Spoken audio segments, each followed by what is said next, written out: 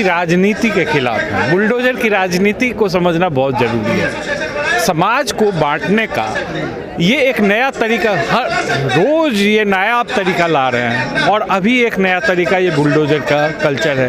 पहले आप देखिए कि उसी जहांगीरपुरी में हमला किया गया, जिस तरह का हमला जहांगीरपुरी में रहा है उसको मैं हमले की ही तरह से देखता हूँ कि जब आप एक धार्मिक त्यौहार का इस्तेमाल सांप्रदायिक उन्माद को फैलाने के लिए कर रहे हैं, क्योंकि आपके पास भूख का जवाब नहीं है, आपके पास बेरोजगारी का जवाब नहीं है, आपके पास उन तमाम बेहाल पेट्रोल और डीजल से जो लोग हैं उनका जवाब नहीं है। तो ऐसे में आप धर्म का भी इस्तेमाल त्योहार के रूप में मनाने के लिए न करके राजनीतिक उसका उपयोग करते हुए सांप्रदायिक उन्माद फैलाते हैं और वही सांप्रदायिक उन्माद फैलाने की कोशिश हुई और उसको फिर से एक नया रंग देने के लिए ये जो बुलडोजर जो यूपी से शुरू हुआ, जिस पर कोर्ट ने भी निर्देश दिया, उसके बावजूद आप देखिए कि कोर्ट के निर्देश के बावजूद एक लगातार वो कोशिश हो रही है। उस दिन भी जिस दिन बुलडोजर चला है 10:45 में डिसीजन आ गए और हम लोग जब पहुँचे हैं 12:10 हो रहा था और उस समय भी रोक लगातार जारी था। अगर बुलडोजर के आगे खड़े न हुए होते उस दिन तो वो और भी तबाही मचा रही होती। तो ये बुलडोजर की राजनीति है, उसके खिलाफ तो लोगों को लामबंद करना ही होगा, ये तभी हम इस सांप्रदायिकता की राजनीति को रोक सकते हैं। ये बुलडोजर की राजनीति सफल तो हो रही है। नहीं, मैं तो एक ही बात समझ रहा हूँ कि सफलता को आप किस रूप में देख रहे हैं। अगर सफलता यही है कि आपने लोगों का जीवन यापन छीन लेना, तो ये अगर सफलता है तो वो सफल हो रही है। लेकिन आप एक बात समझ लीजिए और आपके जरिए मैं बता रहा हूँ लोगों को कि ये बहुत दिनों तक चलने वाली राजनीति नहीं हो सकती, ये सस्टेनेबल नहीं है। अर्थव्यवस्था अगर नीचे जा रही है उसका ध्यान हटाने के लिए आप कुछ इस तरह के चुनिंदे सर्कसी नाटकीय कदम उठाएंगे, उससे आर्थिक व्यवस्था दुरुस्त होने वाली नहीं है। आप उसको डाइवर्ट कर रहे हैं लेकिन उसको ठीक नहीं कर रहे हैं। आज ज़रूरत है कि लोगों की जेब को कैसे बढ़ें, लोगों की जेब में कैसे पैसे आए। लोगों की जेब में पैसे नहीं है, इसलिए आप उसको बांटने के लिए एक दूसरे के खिलाफ लड़ने का जंग अगर आप छेड़ेंगे तो कब तक ये टिकेगा। आज सवाल ये है कि क्या ये जीत है या हार है। सर, ये जो जहांगीरपुरी में बुलडोजर कार्रवाई हुई, ये सब बदले की भावना मानते हैं आप या फिर ये रूटीन था एमसीडी का?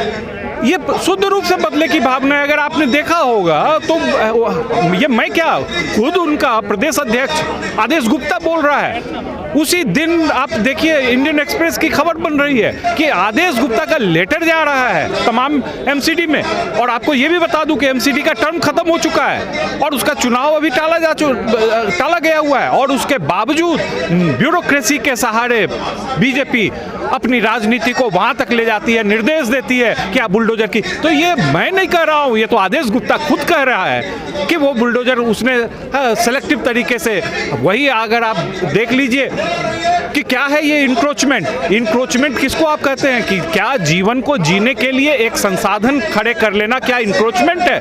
अगर ये इंक्रोचमेंट है तो सैनिक फार्म क्या है? आप देख लीजिए डिफेंस कॉलोनी से लेके किसी भी बड़े साहब आप देख लेंगे, सब जगह इंक्रोचमेंट आपको मिलेगा। लेकिन आपको उस इंक्रोचमेंट की तरफ आंख उठा के भी देखने की इजाजत नहीं है।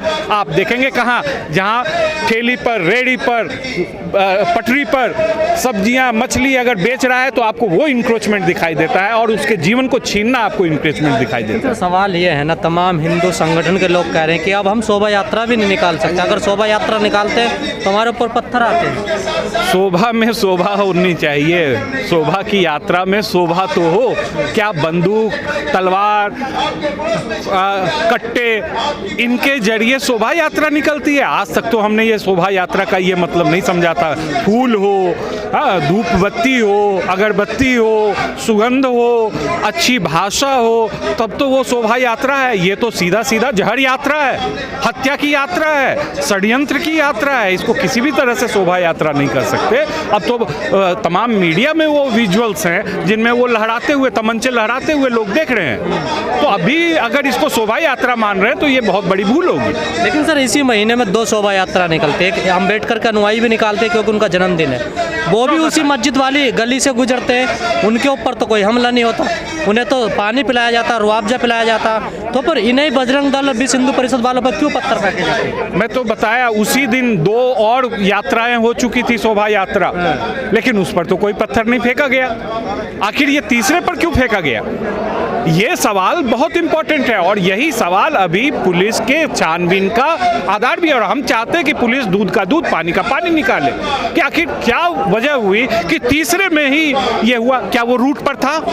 क्या वो उस दिशा में जाने की स्थिति थी? क्या वो जो सकड़ी गलियां हैं, अगर आप जहांगीरपुरी गए होंगे तो मुख्य मार्ग को छोड़ के और वो सी ब्लॉक की गलियों में घुसना कौन सी राजनीति थी? क्या था, क्या थी समझ उनकी?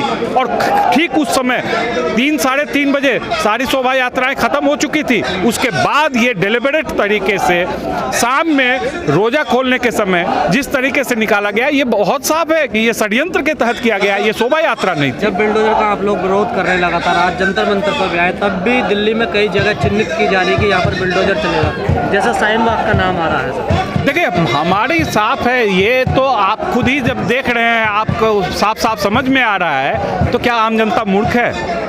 सत्ता की राजनीति आप कितने दिनों तक गरीबों के पेट पर लात मारकर करोगे?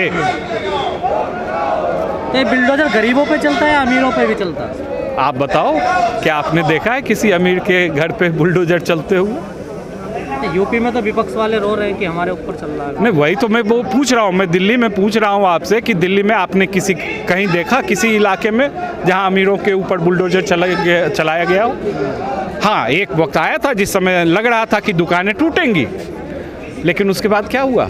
कानून बनने लग गए। सर, इस बुलडोजर की राजनीति को कैसे देख रहे हैं? इसका ये सीधा नुकसान होगा कहाँ? ये तत्कालिक उनको लग रहा है कि हम जनता के मुख्य मुद्दों को भटकाने के लिए हम इसका इस्तेमाल कर रहे हैं। जैसा मैंने पहले भी कहा, ये आप तत्कालिक रास्ता निकाल सकते हैं। ये गली कूचा है, बेरोजगारी से ध्यान हटाने के लिए। बिल्कुल, जनता परेशान है, हर घर में बेरोजगारी है। कहीं आप जाके देखिए, जहांगीरपुरी में जब हम लोग गए, खाने को अनाज नहीं है। जब खाने को अनाज नहीं है तो वो क्या जिएंगे और कैसे चलेंगे? तो आप 5 किलो अनाज दे के बुलडोजर चला के राजनीति को बहुत लंबे टाइम तक अर्थव्यवस्था को सस्टेन नहीं कर सकते। चुनाव के बाद ही अर्थव्यवस्था के तमाम नियामकों में बैठक हुई और कहा गया कि ये जो पॉपुलरिज्म है, ये जो तुष्टीकरण का एक और राजनीति चल रहा है, ये अर्थव्यवस्था में ज़्यादा देर नहीं टिकेगा। ये खुद उनके लोग जब बोल रहे हैं तो आप समझ सकते हैं, जब तक अर्थव्यवस्था को आप बेरोजगारी मुक्त करने का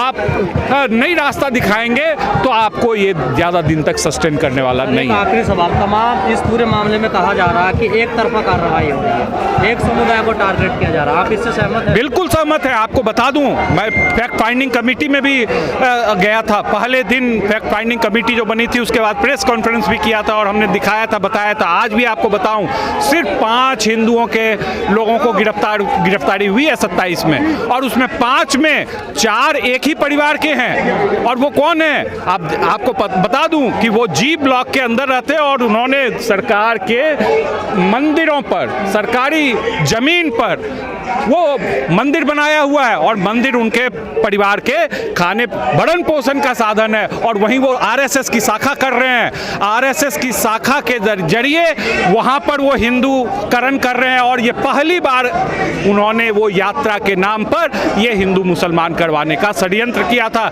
एक ही परिवार के 4 हैं, 2 बच्चे, एक बाप और एक बाप का भाई।